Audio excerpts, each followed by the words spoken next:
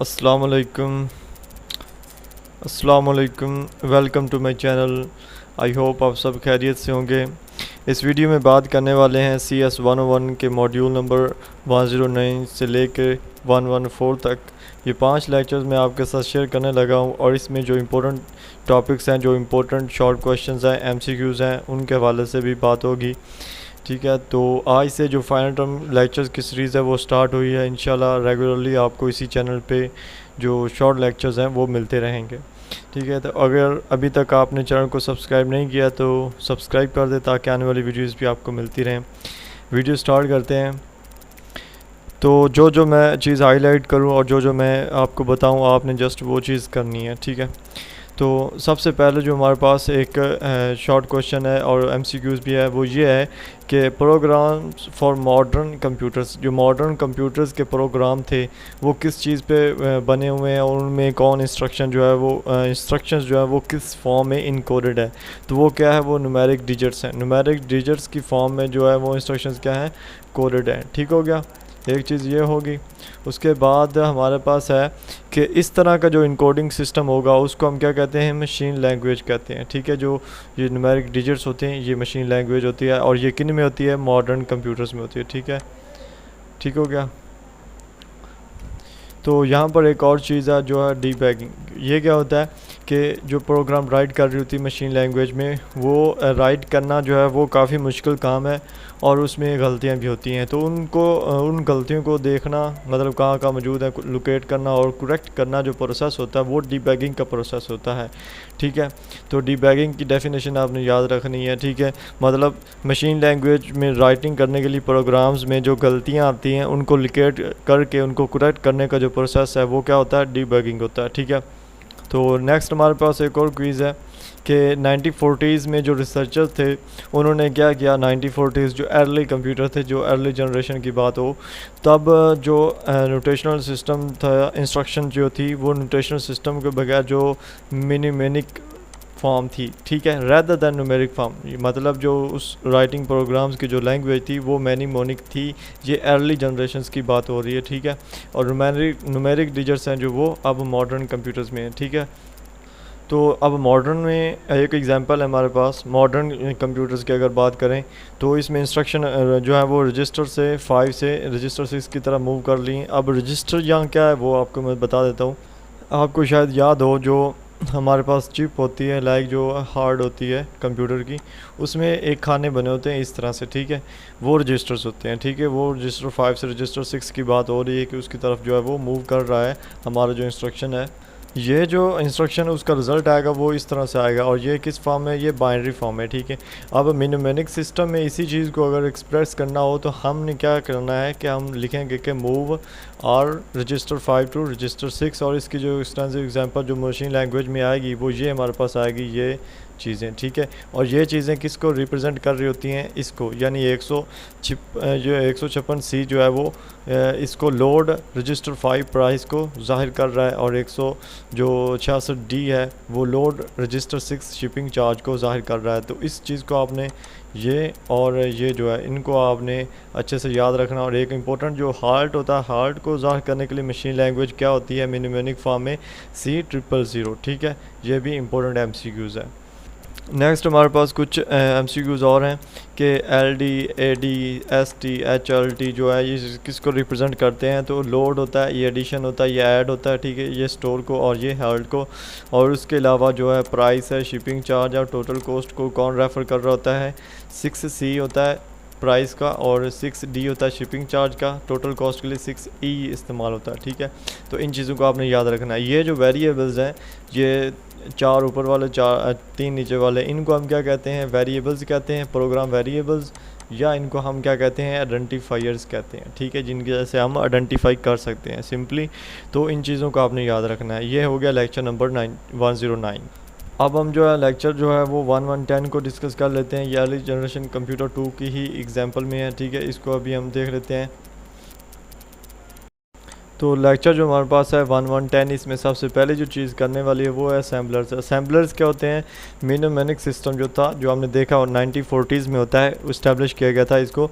तब इसको जो प्रोग्राम्स था इसको असेंबलर कहते थे, यानी इसको कन्वर्ट करने के लिए मिनोमेनिक एक्सप्रेशन को मशीन लैंग्वेज में मशीन लैंग्वेज इंस्ट्रक्शंस में कन्वर्ट करने के लिए जो चीज़ इस्तेमाल होती थी उसको हम क्या कहते हैं? असेंबलर्स कहते हैं। ठीक है, ऐसा भी हो सकता था कि डायरेक्ट हम जो प्रोग्राम लैंग्वेज है उसको हम डायरेक्ट मशीन लैंग्वेज में ही लिखें, लेकिन ये ह्यूमन के लिए पॉसिबल था कि पहले मिनोमेनिक फॉर्म में लिखें क्योंकि वो पॉसिबल फॉर्म थी। ठीक है, दैन उसको कन्वर्ट करें मशीन लैंग्वेज में, और ये कौन इसमें हेल्प करता है? हमारी असेंबलर इसमें हेल्प करता है। ठीक है, जो नेक्स्ट चीज़ इसमें करने वाली है वो है असेंबली लैंग्वेज। असेंबली लैंग्वेज क्या थी कि मिनोमेनिक सिस्टम में जो प्रोग्राम्स को रिप्रेजेंट करता है उसको हम कलेक्टिवली क्या कहते हैं? Assembly language. असेंबली का मतलब क्या होता है? कलेक्टिवली जो असेंबली होती है, जिसे स्कूल्स में होती थी, सारे स्टूडेंट्स इकट्ठे हो जाते थे, कलेक्ट हो जाते थे, लाइक उसी तरह तमाम इंस्ट्रक्शंस को रिप्रेजेंट करने के लिए जो सिस्टम प्रोग्राम है उसको असेंबली लैंग्वेज कहते हैं। ठीक है, और असेंबली लैंग्वेज को हम जो है वो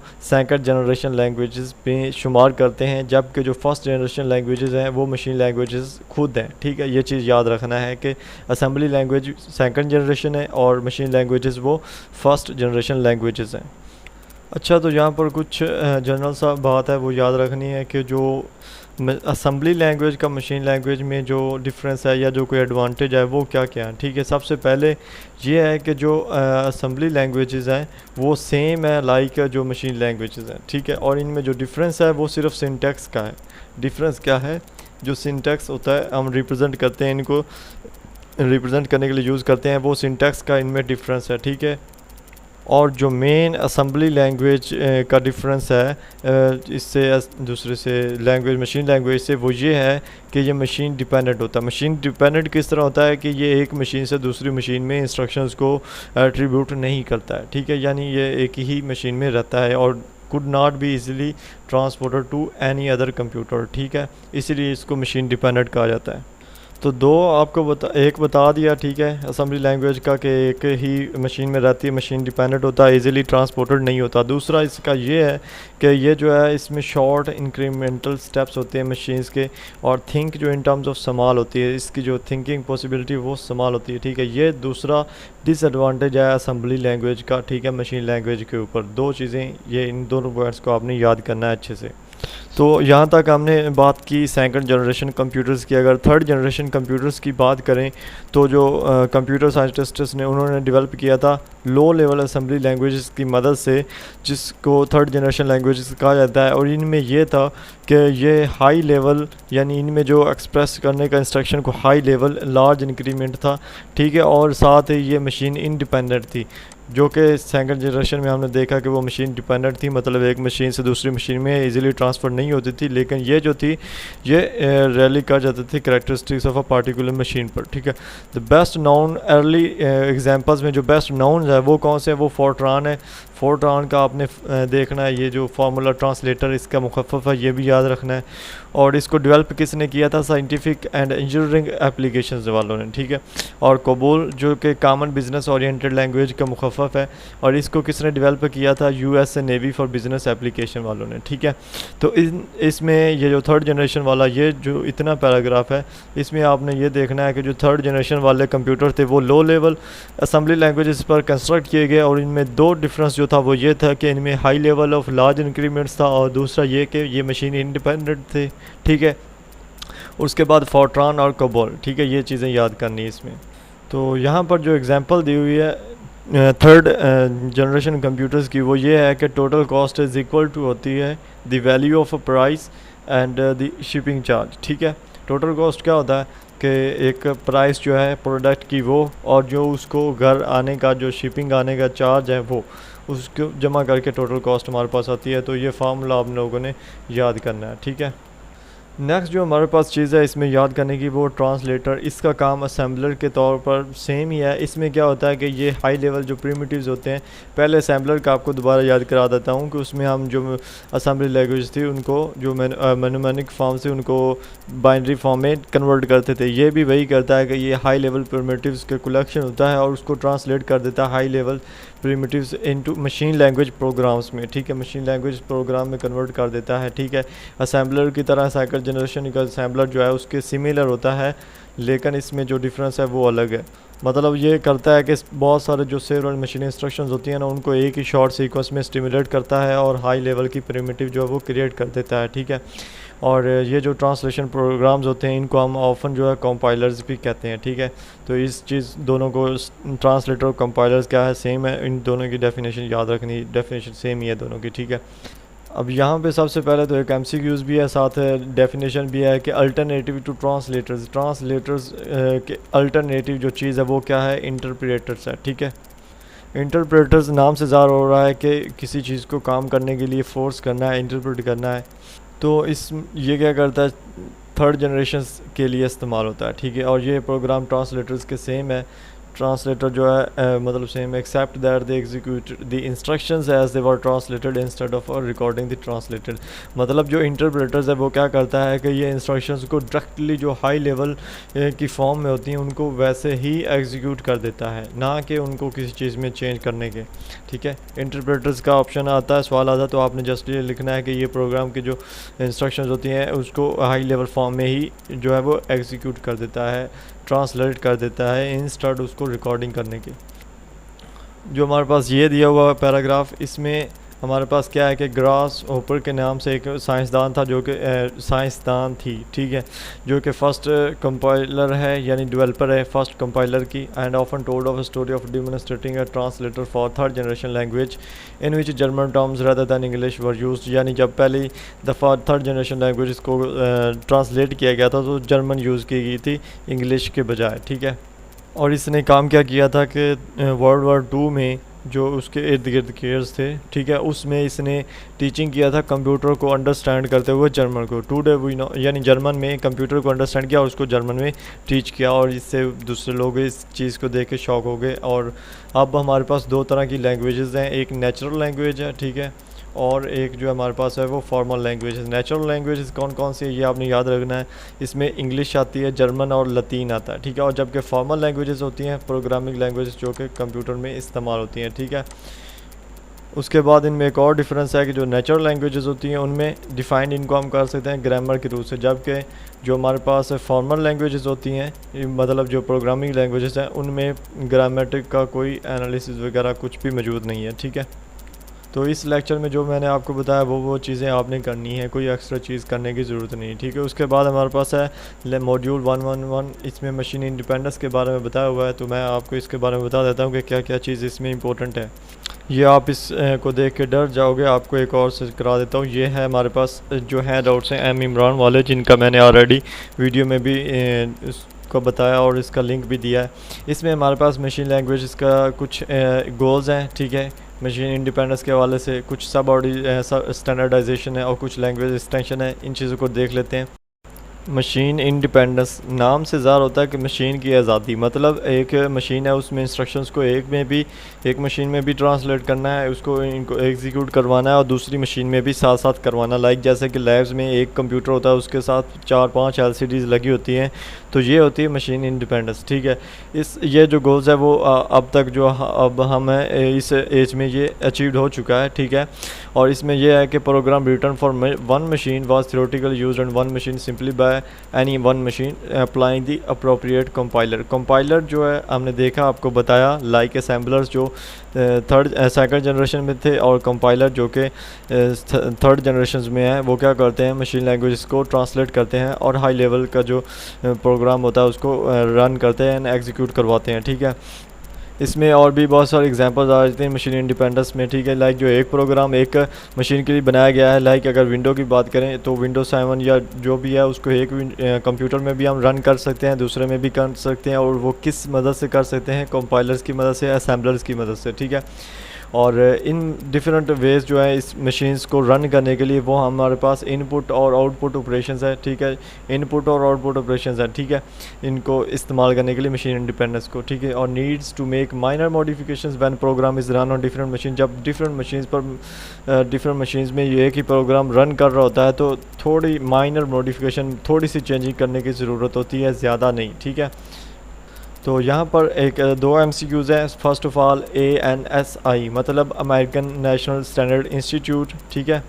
उसके बाद IOS मतलब International Organization for Standardization have adopted and published standards for many of the popular languages like C++, जो भी लैंग्वेज थी उनकी स्टैंडर्ड्स के लिए बहुत सारी इन्होंने अडॉप्ट किया और उनको पब्लिश किया था, ठीक है। और लैंग्वेज एक्सटेंशंस का क्या काम है? लैंग्वेज एक्सटेंशंस लाइक जैसा कि हमारे एक्सटेंशंस होती हैं, हम क्रोम में इंस्टॉल करते हैं, वही एक्सटेंशंस की बात होती है यहाँ पे कि compiler designers provide features. Compile करने वाले जो डिज़ाइनर थे उन्होंने कुछ फ़ीचर प्रोवाइड किए जिनको हम लैंग्वेज एक्सटेंशन कहते हैं, ठीक है, जो कि that are not part of standard language. जो कोई लैंग्वेज होती है लाइक C++ है या कोई भी लैंग्वेज है उसका हिस्सा नहीं होते हैं, वो अलग से एक एक्सटेंशन होती है। एक्सटेंशन का मतलब यही होता है कि कोई अलग से चीज़ ऐड कर देना होता है, ठीक है। और अगर प्रोग्राम टेक एडवांटेज करता है इस फीचर से तो makes the code machine dependent, तो ये कोड मशीन डिपेंडेंट होते हैं, makes the code machine dependent, machine को डिपेंडेंट बना देता है ये जो कोड होता है इस चीज़ का, ठीक है। अब ये मशीन इंडिपेंडेंस वाला लेक्चर हो गया, इसमें आपने गोल आपको बता दिए मशीन इंडिपेंडेंस के, ठीक है। स्टैंडर्डाइजेशन में दो चीज़ें बता दी कि ANSI और IOS, ठीक है। लैंग्वेज एक्सटेंशन आपको बता दिया कि ये किन्होंने कंपाइल किया था, इनको कंपाइलर्स ने इनको प्रोवाइड किया था, ठीक है। और ये जो है वो स्टैंडर्ड लैंग्वेज का हिस्सा नहीं होते, ठीक है। साथ में इन हैंडआउट्स को पढ़ने का फ़ायदा ये है कि कुछ ऐसी चीज़ें होती हैं जो बिल्कुल बीच में लिखी हुई होती हैं, जो हाईलाइटेड नहीं होती लेकिन इंपॉर्टेंट चीज़ होती है, तो उसके लिए आपको हैंडआउट्स जो है वो उनको पढ़ना चाहिए, इससे आपके MCQs वो क्लियर हो जाएंगे। दोनों हैंडआउट्स को इसलिए साथ में रखा है कि कोई चीज़ उसमें मौजूद है और इसमें मिस होती है, तो इसलिए वो भी आपको बता देता हूँ, जो इसमें है वो आपको इसी से बता रहा हूँ, ठीक है। इम्पेरेटिव पैराडिग्म, ठीक है, इसके बारे में हम देखते हैं। जो जनरेशन्स थी प्रोग्रामिंग लैंग्वेजेस की उनके बारे में यहाँ पर दिया हुआ है।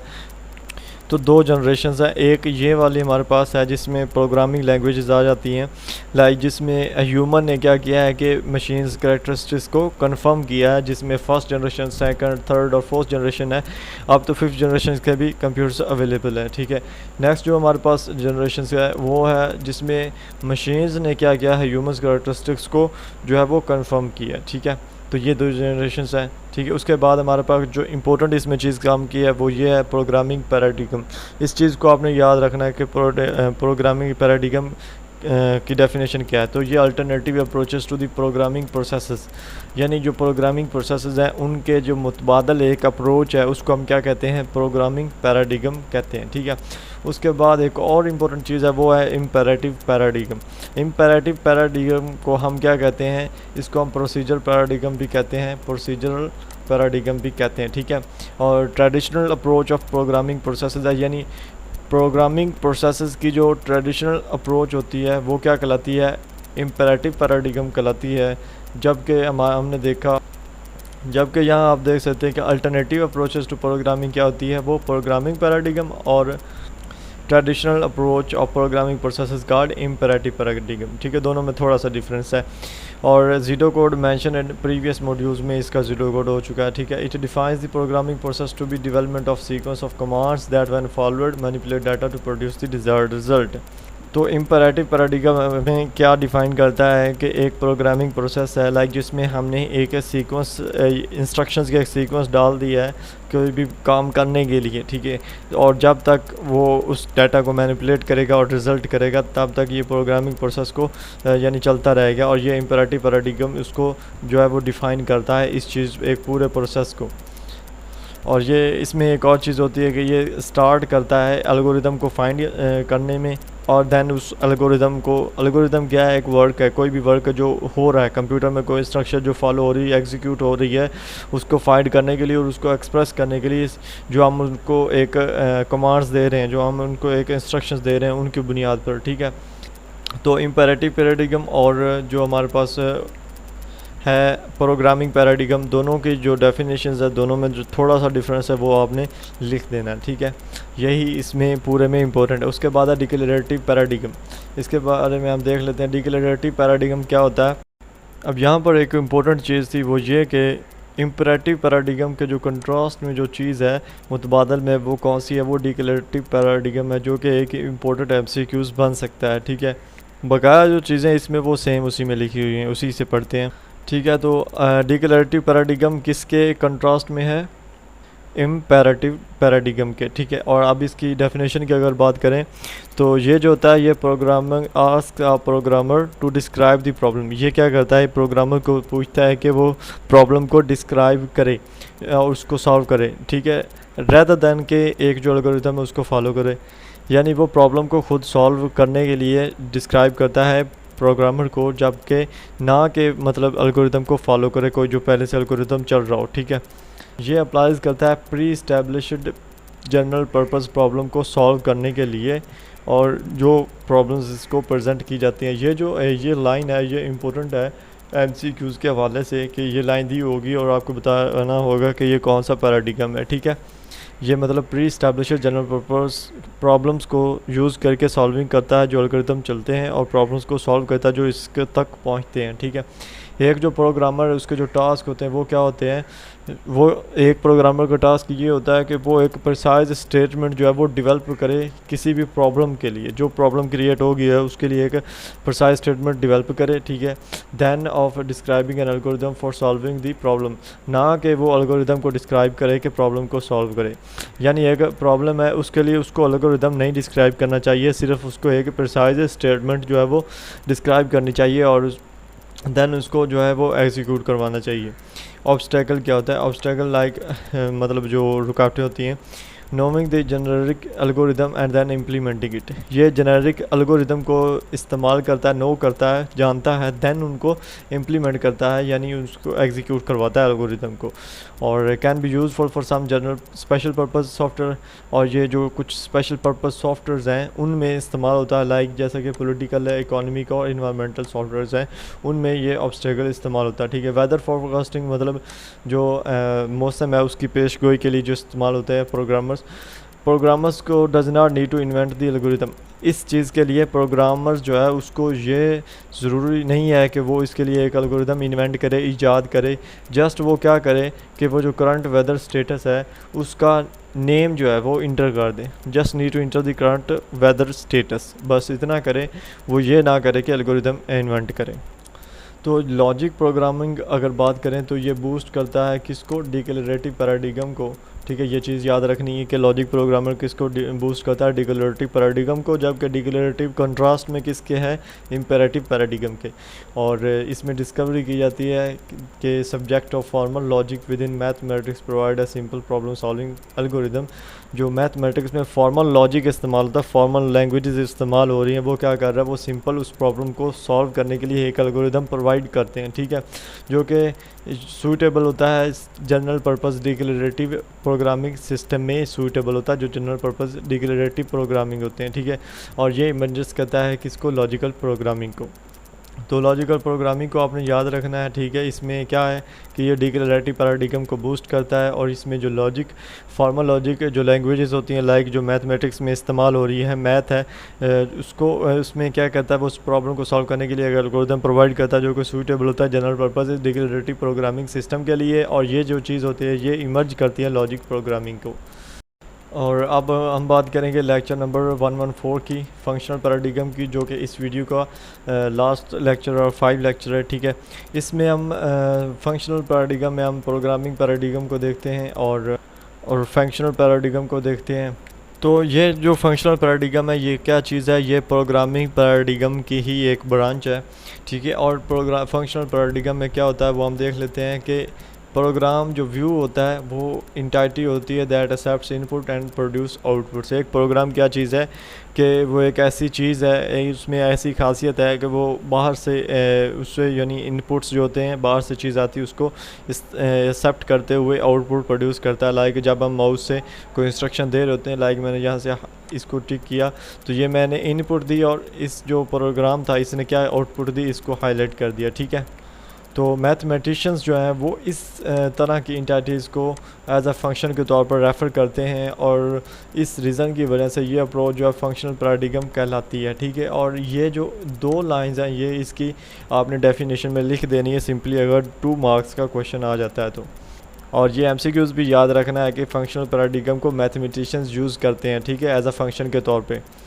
तो अब हम देख लेते हैं कि जो प्रोग्राम कंस्ट्रक्ट किए थे, बनाए जाते हैं, वो किस तरह बनाए जाते हैं। उनमें हम क्या करते हैं, जो स्मॉलर प्री डिफाइंड प्रोग्राम्स होते हैं, ठीक है, स्मॉलर प्री डिफाइंड प्रोग्राम्स, उनको हम जो यूनिट्स होते हैं स्मॉलर प्रोग्राम यूनिट्स, उनको हम कलेक्टिवली कनेक्ट करके, ठीक है, वो पहले से प्री डिफाइन किए होते हैं, ठीक है, उनका पता होता है कि क्या उनका फंक्शन है, ठीक है, और उनको एक यूनिट में आउटपुट के तौर पर इस्तेमाल करते हैं, जबकि वो दूसरे में एज आ इनपुट के तौर पर इस्तेमाल होते हैं। इस वजह से ये जो रास्ता है, इस such a way that the desired overall input to output relationship is obtained, यानी जो हम फंक्शन में देख रहे थे कि एक प्रोग्राम इनपुट रिसीव करता है, आउटपुट प्रोड्यूस करता है, उसमें होता है क्या है कि इनपुट में वो प्रीडिफाइंड फंक्शंस पहले से मौजूद होते हैं, और वो दूसरे में एज आ इनपुट के तौर पर काम करते हैं, और एक में आउटपुट एक में इनपुट। तो ये जो इनपुट आउटपुट का रिलेशनशिप है ये तब ऑब्टेन्ड हो जाता है। तो प्रोग्राम किस तरह कंस्ट्रक्ट किए जाते हैं ये आपने 3 लाइन्स याद करनी है, ठीक है। यहाँ पर एग्जांपल दी है फंक्शनल पैराडिगम की, जो कि इम्पेरेटिव पैराडिगम है, और ये जो हमारे पास है ये चीज़, इसको आपने देख लेना है अच्छे से कि जो टोटल क्रेडिट्स हैं वो किसके बराबर होता है, सम ऑफ ऑल क्रेडिट्स, जितने भी क्रेडिट्स हो। और टेम्परेचर जो बैलेंस है वो किसके बराबर होता है, old balance plus total credits. और टोटल डेबिट्स जो है वो किसके बराबर होता है, सम ऑफ ऑल द डेबिट्स। ये फार्मूलेज हैं, इनको याद रखना है ताकि एमसीक्यूज़ में आए तो आपको पता, ठीक है। बैलेंस क्या है, वो इज इक्वल टू होता है temperature balance total debits negative total debits, ठीक है।